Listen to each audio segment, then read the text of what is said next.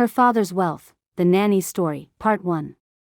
I was 15 years old when I was taken to the city by a lady from my village, who had just married a very wealthy man there. Uncle Lyon, Aunty Erica's husband, was very rich. He sold all kinds of cars. Erica was pregnant before the marriage, which is why it was necessary for me to go with her to the city, to assist her with house chores and other things. As the months passed and Erica's pregnancy progressed, everything seemed normal until she reached 6 months.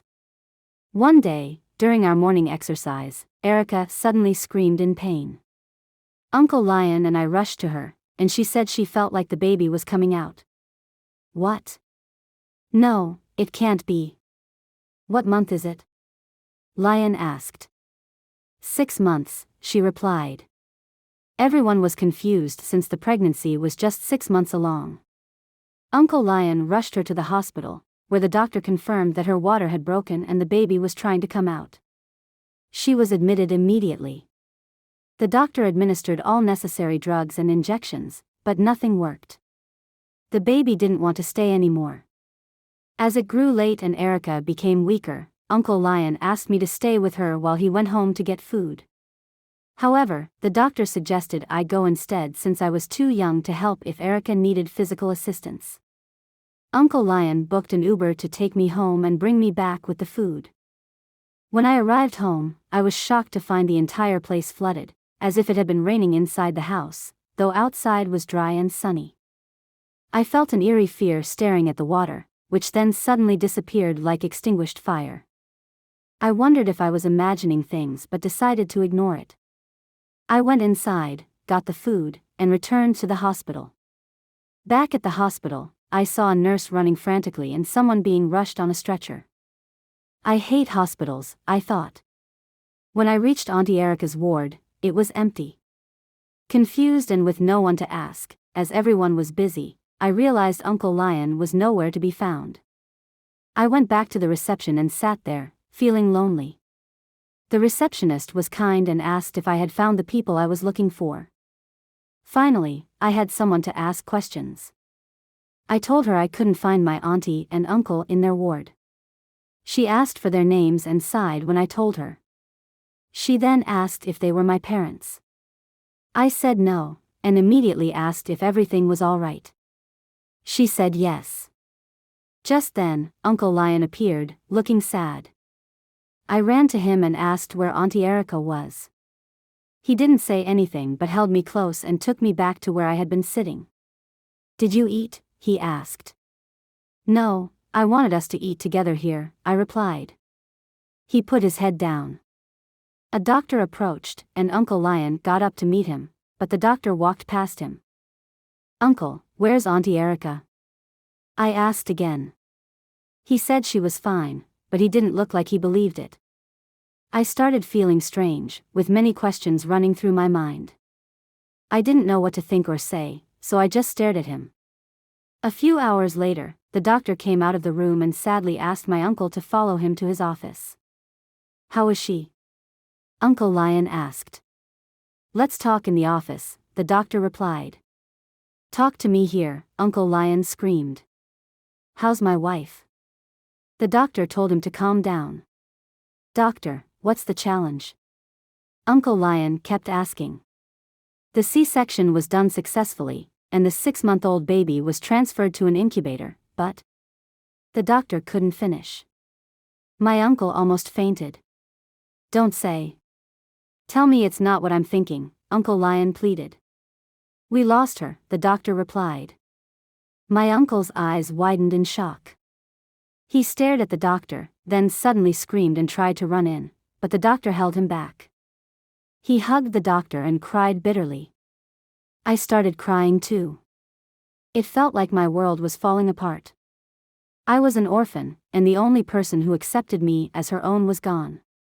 I cried my eyes out. What would become of me now? I kept asking myself. We lost Aunty Erica just like that. We got home that night after taking Aunty Erica to the mortuary. I was in my room, sad and confused. This kind of thing had never happened before, I said to myself. I had never heard of a child forcing her way out of the belly at 6 months. This must be an attack. Uncle Lyon was also quiet. He hadn't been himself since we got back. I decided to check up on him. When I went to his room, he wasn't there. I searched the house but couldn't find him. Worried, I went to the sitting room. Just as I was about to go outside, he opened the door and walked in, making me panic. "Uncle!" I exclaimed. "I've been searching for you." He said nothing but walked past me to the couch and sat down. I felt a bit frightened. I went to the couch and sat opposite him, looking into his eyes. He was really not himself. "Put yourself together, Uncle," I said. He put his head down, and tears ran down his cheeks. He started sobbing, then suddenly screamed. I didn't know how to react. My uncle began crying seriously, as if I had triggered the tears. I moved closer to console him. He held me very tight, hugging me as he cried. Then he stopped, looked at me, and said, "Erica didn't deserve to die. She doesn't deserve this death. Who did this to me?" I started crying as well. Then he told me their love story. Lyon and Erica met on the streets while hustling to make ends meet in Lagos. They first saw each other when Erica went to a construction site to sell food. Lyon was one of the laborers, lifting blocks and other materials to make money for food. That day, he didn't have money for food, so Erica gave him a meal for free. Later that night, when everyone had left, he walked to his usual spot under a bridge in Lagos mainland. There, he met Erica again. They exchanged greetings and decided to get to know each other. "Come and go, it's late," Lyon told Erica, and she smiled. "I will." "Won't you go home too?" she asked. Lyon smiled. "There's no home to go to. I stay here." "Oh, wow," Erica replied. "We are the same then," she added. "What do you mean?" Lyon asked. "You stay here too?" "My friend brought me to Lagos a week ago, and just yesterday she threw me out of her house because of a pot cover. I lost her pot cover." So, one of the girls who hawks food for Aya told me about this bridge. She said people stay here at night and it's safe. It's my first night here. "Oh, really? So sorry about that. You mean you're new in Lagos?" "Yes," she replied to Uncle Lyon. "My uncle brought me to Lagos, but his wife doesn't allow me to breathe at home, so I decided to stay on my own. I've been sleeping here for almost a week now." "Oh, I'm so sorry for that," Erica said. "Some women are home destroyers." Lyon smiled. "So, the food you sell isn't yours?" "I hawk for Aya. It's my first job in Lagos. I just have to do anything to raise money to rent an apartment," she said. According to my uncle, they became friends, supporting each other in any way they could. They became corner mates under the bridge. People started calling them husband and wife, and they played along so Lyon could protect Erica from being raped because she was extremely beautiful. Days turned into weeks, and weeks into months. After 6 months, they calculated their savings, which was enough to rent a single-room apartment if they shared the rent. Erica suggested they become roommates and leave the bridge. "We can't stay here forever," she said. Lyon agreed. That's how they rented a one-room apartment in a place called Abesa Island, Ijegun waterside. They had to cross the big sea to reach Abesa. They moved into their new apartment with only their dirty clothes to lie on. Gradually, they bought things for the house until it was fully furnished. Erica changed her job and started earning 45,000 naira monthly. Through her connections, Lyon got a job at a place that sold motor parts in a big Lagos market. He was earning well too. It was Erica's birthday, and Lyon wanted to do it right. He asked her out properly by taking her on a date, and of course, it was a yes. A few months later, they started being together intimately, and Erica got pregnant. It was unexpected, but they didn't have a choice. "We will raise this child together in the single-room apartment, and nothing will stop us," Erica said. Lyon smiled. It wasn't the kind of life he had planned for his kids, but he didn't have a choice. Lyon became worried every day, and each time Erica saw him like that, it bothered her. Whenever he was worried about raising a child in a single room while still struggling to balance his life, he would leave the house and sit by the sea to think. One day, while he was there to relax, Erica found him. She noticed he was not all right, even though he tried to hide it. "I know you're worried, and I am too. Should I abort the child?" Erica asked. "No." Lyon answered in fear. "It's already 2 months. Let's keep the baby. I'm only worried because I don't have enough money to take care of you the way I should. I've been planning to live big before bringing my kids into this world. I don't want them to face what I faced. And I should marry you properly before expecting a baby. My uncle's wife will mock me if she hears the news. A lot of people will laugh at me. I wish I could make more money." They sat quietly by the sea, staring at the water.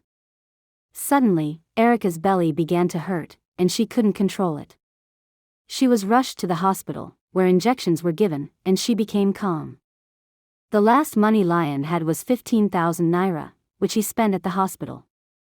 "We are only going to survive by grace until salary is paid," Lyon told Erica. "I still have 10,000 naira in my account." "You can have it," Erica said. "No, keep it with you so you can buy anything you want," Lyon replied. Erica smiled as they hugged each other and left the hospital. The next day, a miracle happened. A Chinese man came to the shop where Lyon worked to get some motor parts. From one discussion to another, Lyon discovered that the man was a car seller who needed parts to fix a car he had brought to Nigeria for his clients. An idea came to Lyon's mind, and he suggested, "Why don't you make it a business here?" The Chinese man said he didn't have the necessary requirements. Lyon asked what he needed. The man explained that opening a car-selling business in Nigeria required registering with the government, getting land for the company, and more. However, his major problem was finding someone to manage the business because he couldn't move to Nigeria. Lyon asked for his contact information, which was given. The next day, he met with the Chinese man and offered to manage the place if he opened it. The man trusted him, and they started searching for a good location. They found someone who wanted to sell his car business, and the Chinese man bought it. The papers were transferred immediately in court. Within 7 days, the place was transformed into a beautiful car-selling business. The Chinese man ordered more cars, and within 14 days, it became one of the biggest car dealerships in Lekki. Lyon and Erica were so happy. Throughout these days, Lyon wasn't home much. He only told Erica everything over the phone. He was busy setting up the business with the Chinese man. Once the company was properly set up, they agreed that Lyon would sell the cars, make accounts, and get paid monthly. If any car had issues, Lyon would get a mechanic to fix it since he had experience in motor parts. The Chinese man left for China. Days after he landed in China, he called Lyon and said his wife didn't approve of the business. She didn't want a branch in Nigeria and preferred to supply to dealers. She didn't trust Nigerians to manage her business. Lyon asked what he should do. The man said he had talked to his wife, and Lyon should buy the place from her. Lyon screamed, "I don't have the money to buy the place." The man said, "You can pay bit by bit. Don't worry." That's how Lyon became a car seller. It was as if the entire population of Lagos was waiting for him to start the business.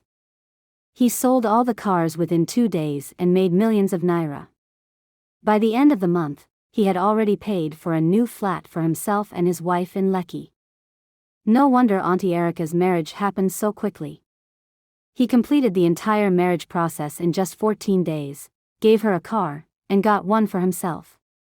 Aunty Erica was 3 months and 2 weeks pregnant when she wedded. Truly, babies bring luck to their parents. Within 1 month, everything fell into place for them. After hearing the whole story of how they began, I was just so sad. A woman who went through so much to build a life with a man should stay alive to enjoy the fruits of her labor. My uncle and I went to the village to announce my auntie's death. Oh my God, that day is one I'll never forget. Erica's whole family was in tears. Everyone pitied my uncle until, suddenly, Erica's brother shouted, "What have you done to my sister? What is he trying to say?" "You killed her," he accused. He explained his reasons. This man was so poor until just last month.